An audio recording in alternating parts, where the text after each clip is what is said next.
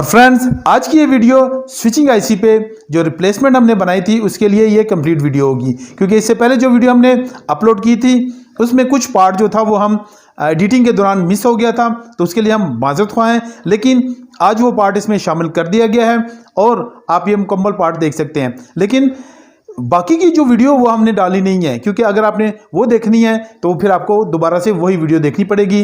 तो सिर्फ और सिर्फ ये स्विचिंग आईसी की एक्सप्लेनेशन है, तो देखते हैं वीडियो को।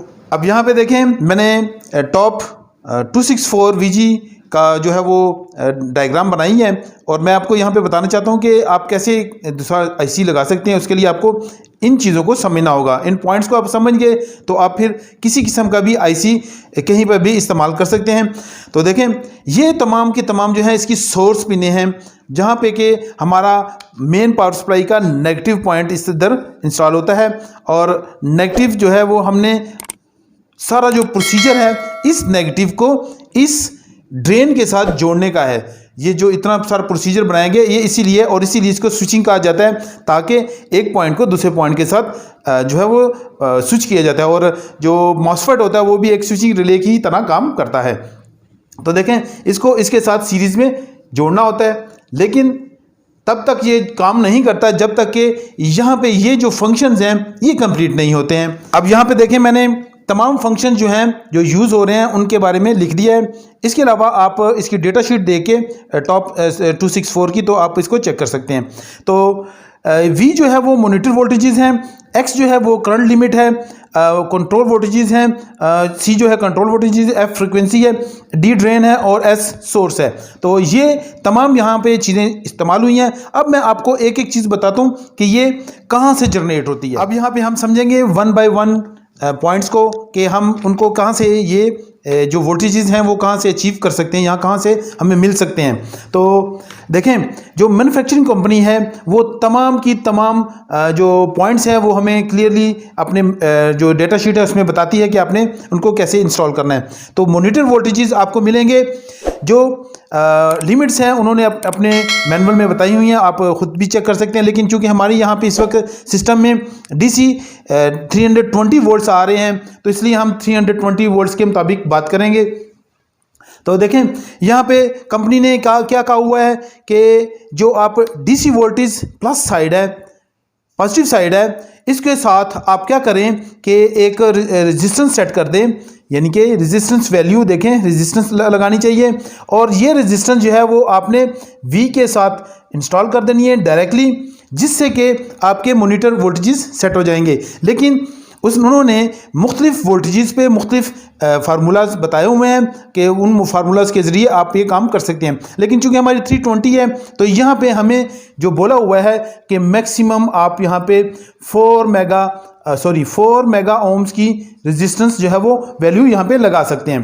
तो इस तरह से ये हम ये वोल्टेजेस जो है वो सेट कर सकते हैं। इसके बाद जी बात कर लेते हैं जी X यानी कि करंट लिमिट की। तो ये कहाँ से सेट होगा, तो इसके लिए भी बिल्कुल क्लियर इंस्ट्रक्शन जो मैन्युफैक्चरिंग कंपनी है उसकी मौजूद है।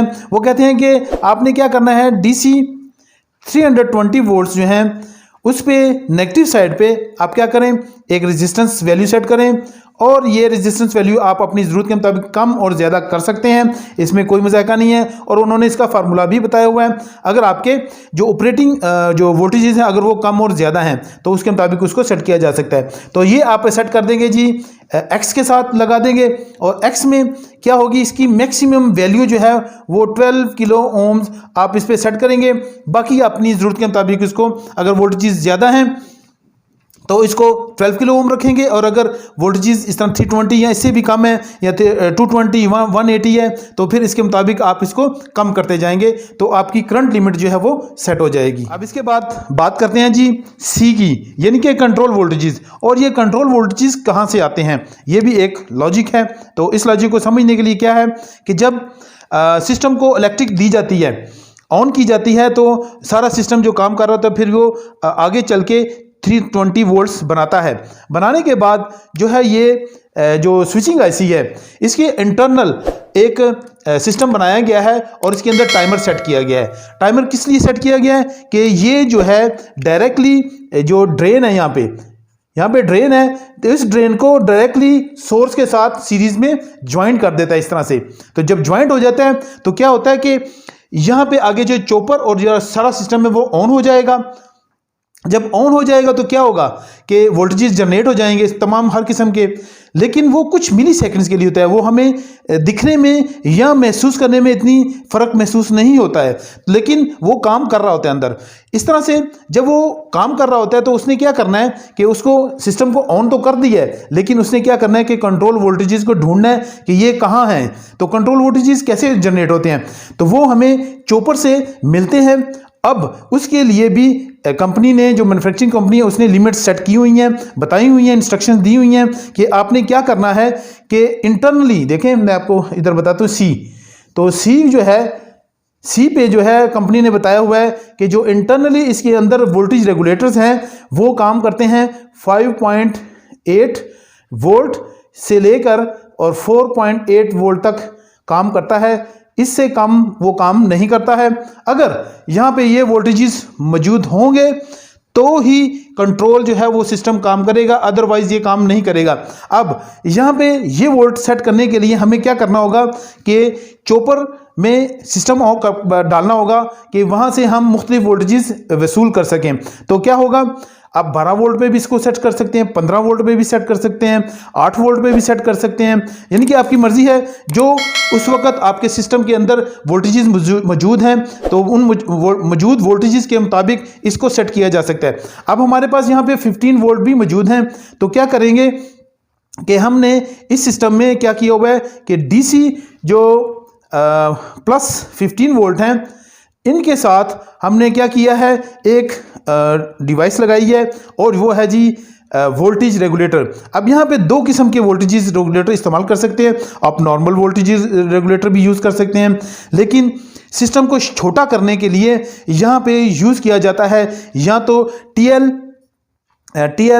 431 का इस्तेमाल किया जाता है और या फिर जेनर का इस्तेमाल किया जाता है। जेनर जो डायोड हैं उनका इस्तेमाल किया जाता है। तो इनमें से कोई भी एक चीज़ आप इस्तेमाल कर लें तो आपका सिस्टम जो है वो सेट हो जाएगा कंट्रोल जो सिस्टम है उसके कंट्रोल वोल्टेजेस के लिए। तो अब देखें, जब यहाँ पे हमने 15 वोल्ट सेट कर दिए तो इस सिस्टम में हमारे में जो है वो एक जेनर डायोड इंस्टॉल की गई है। अब ये जेनर डायोड जो है वो कितने वोल्ट की है वो मैं भी आपको बता देता हूँ। तो देखें, ये इस तरह से इंस्टॉल की गई हुई है। अब जब ये इंस्टॉल कर दी है तो अब यहाँ पे हमें इसकी लिमिट भी तो सेट करनी है ताकि वो 5 वोल्ट जो है अंदर वोल्टेज रेगुलेटर को ऑन कर सके। तो इसके लिए ये जो जेनर डायोड है ये लगाई गई है जी 8.2 वोल्ट्स की जो है वो जेनर डायोड है। यानी कि अगर आप यहाँ पे 20 वोल्ट दे दें, 30 वोल्ट दे दें तो ये क्या करेगी, 8.2 वोल्ट ही इसके आर पार पास करेगी, इससे ज़्यादा वोल्ट इसको नहीं देगी। तो जब 8.2 वोल्ट यहाँ पे आ जाएंगे और वो अंदर कंट्रोल सिस्टम को मिल जाएंगे तो वो अंदर जो रेगुलेटर है 4.8 का या 5.8 का वोल्टेज रेगुलेटर वो ऑन हो जाएगा। तो जो हमारे जो स्विचिंग आईसी है वो स्टेबल हो जाएगा और इस तरह से तमाम सिस्टम जो है वो वर्क करता रहेगा। अब इसके बाद बात करते हैं जी फ्रीक्वेंसी की, यानी कि F। तो F ये जो है वो इस पॉइंट पे आता है। तो F क्या चीज़ है जी, तो F जो है वो देखें जैसे कि नाम से ज़ाहिर है फ्रीक्वेंसी। तो ये ऑप्शनल होता है।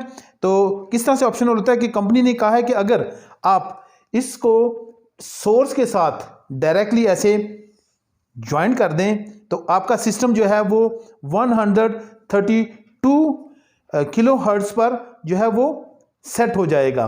तो इसके लिए ये होगा, ऐसे होगा। लेकिन अगर आप इसको जो है वो इस्तेमाल करते हैं किस तरह से मैं आपको बताता हूँ। तो इसके साथ आप ज्वाइन कर देते हैं डायरेक्टली इसके साथ, यानी कि जो आपका कॉमन पॉइंट आ रहा था, सॉरी कंट्रोल पॉइंट आ रहा था, तो उसके साथ अगर ये इस पे वैल्यू पे अगर आप सेट करते हैं तो आपका सिस्टम सेट हो जाएगा जी किस पे, तो ये हो जाएगा जी 66 किलो हर्ट्ज पे सेट हो जाएगा और आप इसको खाली नहीं छोड़ सकते इस पॉइंट को। अगर ये सिस्टम में मौजूद है तो आपको इस तरह से करना होगा। बेशक उसको आप 166 पे सेट कर लें, चाहे उसको 132 किलोहर्ट्ज पे सेट कर लें, वो आपकी मर्जी है। अब इसके बाद हम बात करते हैं जी सोर्स और ड्रेन की। तो सोर्स और ड्रेन के लिए क्या किया गया कंपनी ने अंदर इसके पी चैनल मोसफेट इंस्टॉल किया हुआ है, तो जो कि बिल्ट इन है। और इस मोसफेट को जब ये तमाम फंक्शंस पूरे हो जाते हैं तो ये जो करंट लिमिट हमने सेट की हुई है इसके मुताबिक इस गेट को ऑन कर देता है। और चूंकि हमें तो फुल करंट जो है वो वोल्टेजेस हैं वो आर पार करने हैं, तो इसलिए इसको इस मोसफेट को फुल खोल देता है। और फुल खोलने से क्या होता है कि सोर्स टू ड्रेन जो है वो हमारा सीरीज में ये एक दूसरे से ज्वाइंट हो जाता है और यूं ड्रेन पे जो है वो जो नेगेटिव पॉइंट है वो चला जाता है और यूं जो नेगेटिव और पॉजिटिव का आपस में कनेक्शन कंप्लीट हो जाता है।